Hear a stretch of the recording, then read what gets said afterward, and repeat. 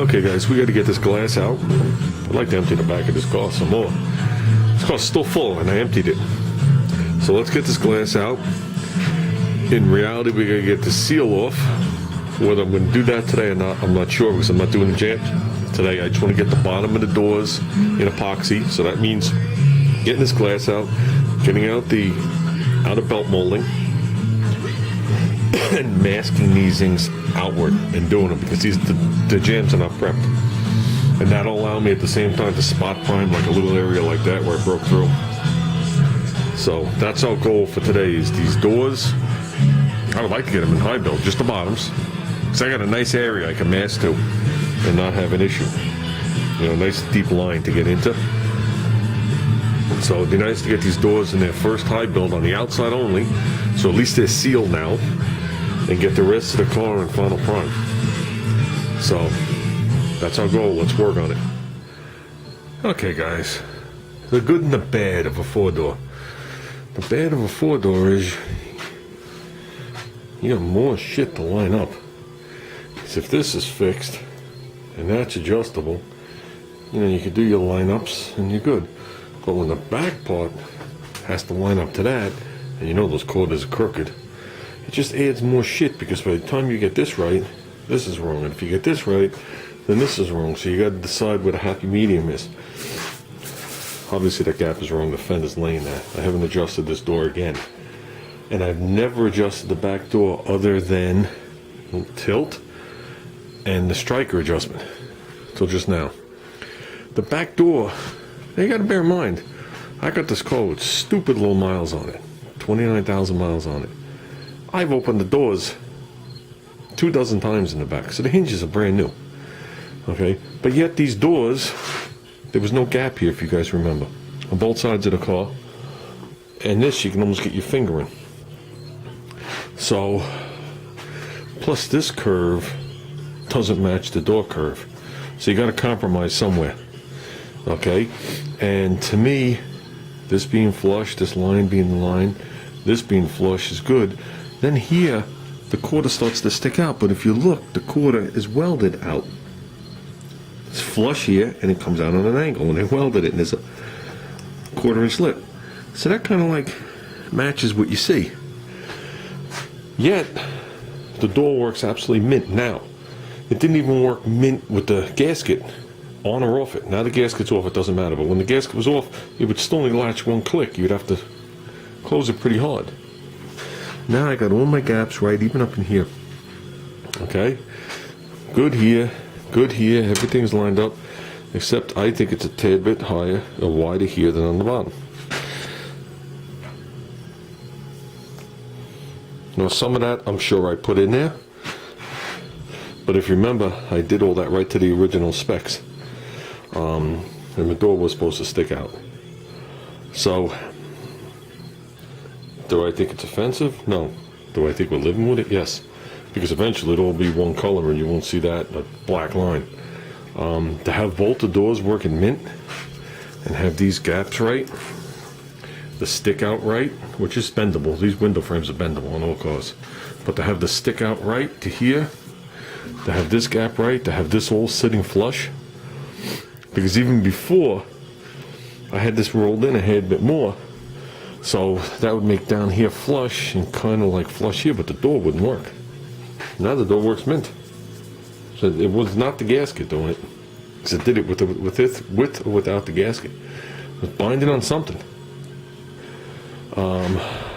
So those are the compromises. So like I said, if you guys remember when we started, the left front door was rubbing the fender. I could get my finger in there, and both back doors were touching. So it definitely made huge improvements. So I know as I look at these cars, as the years went on, the fitment got worse and worse and worse and worse. They're just using, you know, stamping this shit out from 70 to 87.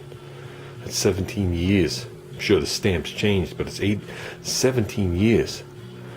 I think the only other thing that was produced that long was like the square Chevy truck that started 73, ended 87. Close. We got you beat. So Okay guys, I just wanted to show you that. And I just ran my straight edge across this line here. So from like here to here. And this is good. And the same thing here. This door, there's no gasket in it. It should be like that. So and we're good in depth. So here you go guys, another informational tidbit. We're not leaving the passenger mirror on this car as of now. Those holes I put there.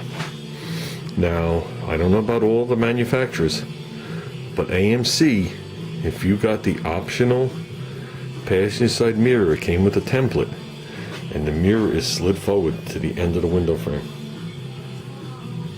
Okay? Because if you put it in the same spot as the other side, which would be here, you physically cannot look at it. If you realize a modern day car, the mirrors are all the way up here.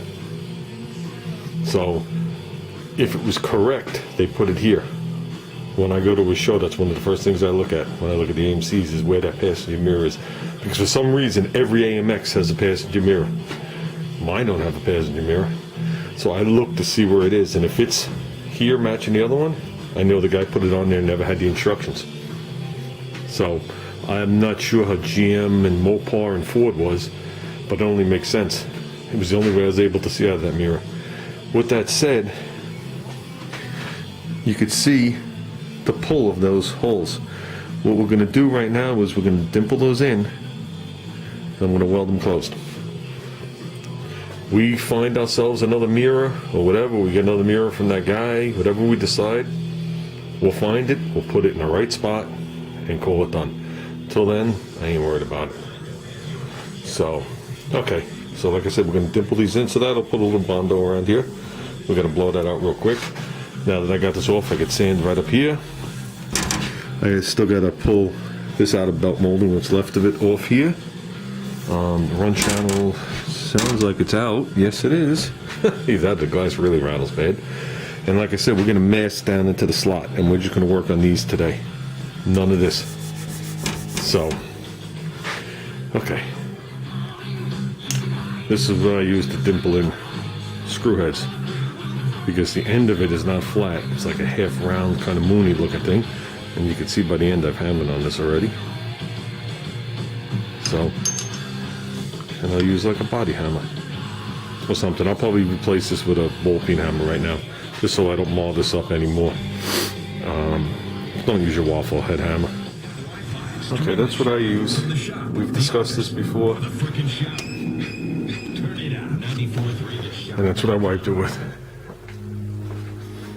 And that is an acid. Okay, and that will glue the metal. So there's the holes, basically welded closed. You don't have to go too crazy. I'd rather just put little blobbies there and overheat the whole metal. And I ground them a little underneath because I put 2 circles in there. So I'm gonna let that do its thing. Meanwhile, I'm gonna get some Bondo. There you go, that's all that's remaining. You can almost see the weld in the center there. Just a little skimmy. And yes, if you see the black dots, I guide coated it. So that's flat enough. And I was sanding this while I was doing that. If you look here, you can see the stamping lines in it. That's not from me.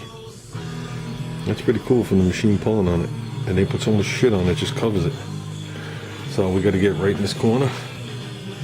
And that's it for now on this one, then we'll move to this door. Okay guys, they're off the radio. Talk about sellouts.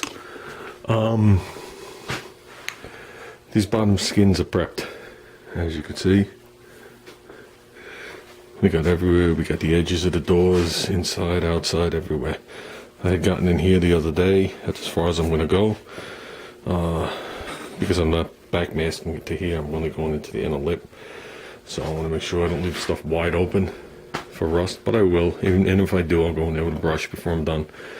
I'd like to backmask this hole.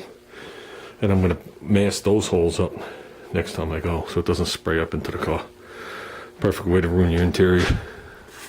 So I'm leaving the dust on there. So if anything lands in that, lands on the dust. So this car is full. So we got to come out here and we basically have to mask this thing off, including the window, and clean and do all sorts of shit. Which I'm not in the mood to do right now. I'm going in the house and I'm taking a water break.